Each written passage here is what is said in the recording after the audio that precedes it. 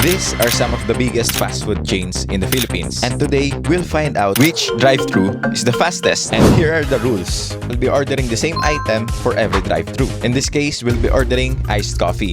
Good luck na lang sa tiyan at sa tulog ko. Number 2, timer starts kapag nakausap ko na sila sa speaker. Number 3, timer stops upon handoff. Number 4 is no line advantage. If one location has a crazy long line, we'll take note of it but still count it. Next rule, 1 attempt per chain. Syempre, mahal gas ngayon. At last but not the least, pupunta tayo sa mga drive-thru na to ng halos parehong oras. Mga 1 to 4 p.m. para iwas rush hour at maging accurate as possible. At first fast food chain, Burger King.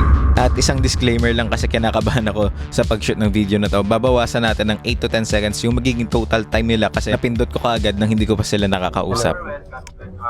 Isang iced coffee. Ano po iced coffee? Yung ano lang, ice sweet black. Okay po, size po ng sweet black. Medium lang. Okay po, eto po. Yun lang. First window po, per topic. Thank you. Sobrang bilis nun. 30 seconds in. Buti wala pang pila. 75 po. Tap na lang. And at this point, kukunin daw muna ni Kuya yung payment terminal na sa tingin ko ay magiging malaki yung epekto sa time nila. At ang current time ng Burger King ay 1 minute. at bigla na lang may kumausap sa amin. Hello po. Pwede po kayo? Apo. Naka-order na po kayo dito? Naka-order na po. Anong order niyo? Yung iced coffee, Ice coffee, yung 75. Apo. Payment pa lang po. Dito ka na Yung terminal po. Sige po.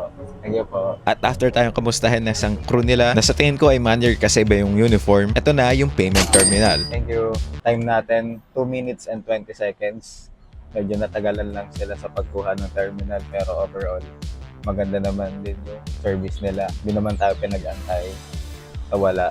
At may kumausap pa sa atin para lang i-check kung na-take na ba talaga yung order natin. Waiting game pa rin tayo. 2 minutes and 40 seconds. Kayo, ano ba sa tingin nyo yung magiging final time ng Burger King? I-comment nyo dyan sa baba. At kung hindi pa kayo nakasubscribe, mag-subscribe na kayo para sa mga challenges katulad nito. Ito na ang handoff.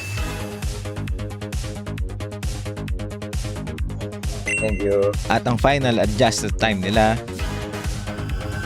ay 2 minutes and 50 seconds. At ito na ang current leaderboard natin. Burger King at number 1 with 2 minutes and 50 seconds. At ang next drive-thru, McDonald's. At considering na isa ang McDonald's na nagpauso ng drive-thru, medyo mataas ang expectation ko dito. And here we go. At dahil nga sobrang kaba ko, napindot ko kaagad yung timer. Kaya naman babawasan natin ng -4 yung oras nila katulad ng sa Burger King. Hello, good afternoon. Isang iced coffee original medium. Okay. Yun lang. Payment window, Thank you. Ganun lang kabilis. In under 30 seconds. Buti wala pang pila. And dito naman sa payment natin kung kukunin pa yung terminal. Ice coffee original ba? 49 pesos. Stop na lang. At akala ko ako yung tinatanong ni ate dito. May next order pa po? Kinakausap niya pala yung kotse sa likod natin at nandito na rin kaagad yung terminal. At ang current time ng McDonald's ay Minute and 35 seconds sa ating payment. And para sa last part, syempre, magkuha ng drink natin. And medyo mas mataas yung expectation ko dito sa McDonald's kasi halos sa buong tanang buhay ko, sa McDonald's kami kumakain ng fast food. at medyo feeling ko umaabot na sila sa time ng Burger King. Pero Thank you. Total time natin, 2 minutes and 16 seconds. at ang official time -4, 2 minutes and 12 seconds. At medyo na-meet naman yung expectation natin at considering nakausap pa ni ate yung kotse sa likod natin habang pinaprocess yung payment natin. Kaya naman, sila na rin yung number 1 sa leaderboard natin with 2 minutes and 12 seconds. Pero magstay pa rin kaya sila sa number 1 pagdating dito sa next restaurant, Jollibee. Kung saan mas kilala pa ng mga bata si Jollibee kaysa sa mga magulang nila. Pero bida pa rin ba ang saya pagdating sa pabilisan? O matalo na rin sa wakas ng McDo ang Jollibee dito sa Pinas? Pero nagulat ako dahil walang speaker dito sa drive-thru ng Jollibee, which is a first. At yung crew kagad nila yung sasalubong sa atin. Kaya naman, Timer starts now. at babawasan natin ng 4 seconds yung timer ng Jollibee dahil ayun yung oras bago natin sila makausap. Isang iced coffee, Latte bar po. yung latte na lang. 30 po. Medium lang. Yun lang. 55. 55. Dito na rin payment. Thank you. At ang mahiwagang tanong, kukunin pa ba yung payment terminal? At nandito na rin kaagad na para Wanna see me run to that mountain and back? You wanna see me do it again? And mabilis dito sa Jollibee ha. Kung saan ka nag-order, doon na rin yung payment. parating pa lang kami sa next window. Pero, Ang time ay 1 minute and 10 seconds. at ang official time ng Jollibee, 1 minute and 9 Ito na seconds. ata yung pinakamabilis na drive-thru na napuntahan natin. At para pang gusto tayong salubungin no kuya para iabot yung kape sa atin. Kaya naman, ang updated leaderboard, sorry McDonald's. Pero dahil 1 minute and 9 seconds lang yung Jollibee, sila na ang number 1. At titignan natin kung Jollibee pa rin ba ang number 1 pagkatapos natin sa Wendy's. At fun fact lang, first time ko rin makapag-drive-thru dito sa Wendy's. Kaya hindi ko alam kung anong i-expect ko dito sa drive-thru na to. Starts now. Hello po, good afternoon. Hello, good afternoon. Meron kayo iced coffee? Sorry? Iced coffee. Yes po, frosty coffee for frosty cheese. Yung frosty coffee lang. Okay po, ilang order po? One order lang. Okay po, and additional. That's all. As window po, 95 pesos cash hindi cash lang.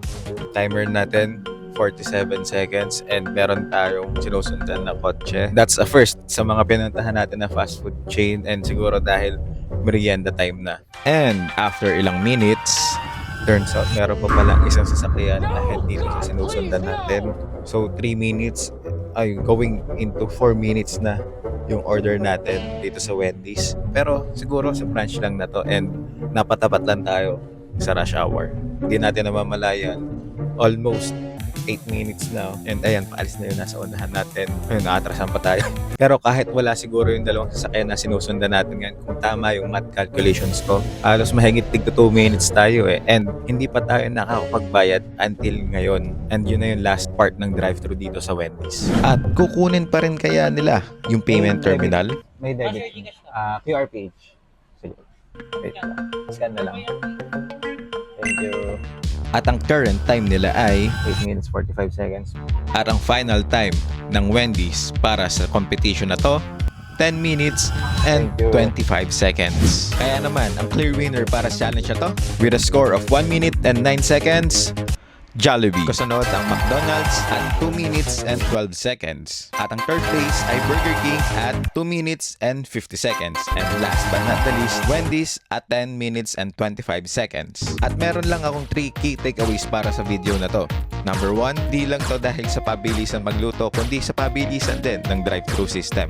Number 2, medyo may disadvantage yung Wendy's kasi higher yung foot traffic nila. So kung gusto mong bumili ng Wendy's, magbaon ka ng mahabang pasensya. At number 3, shoutout sa mga fast food workers natin dahil grabe yung multitasking na ginagawa nyo mula sa pagtanggap ng order, sa pagkuha ng bayad, at sa pagbigay ng tamang order sa mga customers. At kung nag-enjoy ka sa panonood ng video na to, maraming salamat. At kung may gusto ka pang makita ng mga restaurant sa mga video katulad nito, i-comment mo dyan sa baba. At susubukan natin sa lahat ng makakaya natin na isali sila dito. Don't forget to subscribe and like the video. See you on the next one. Shoutout kay Rian Regalario, Gabriel Anoyo, Dumpley, Chris Angel D. Aguirre, at Ginian Gadayan. Kung gusto mo rin ma-feature dito, i-comment mo lang dyan sa baba. Thank you sa pananood.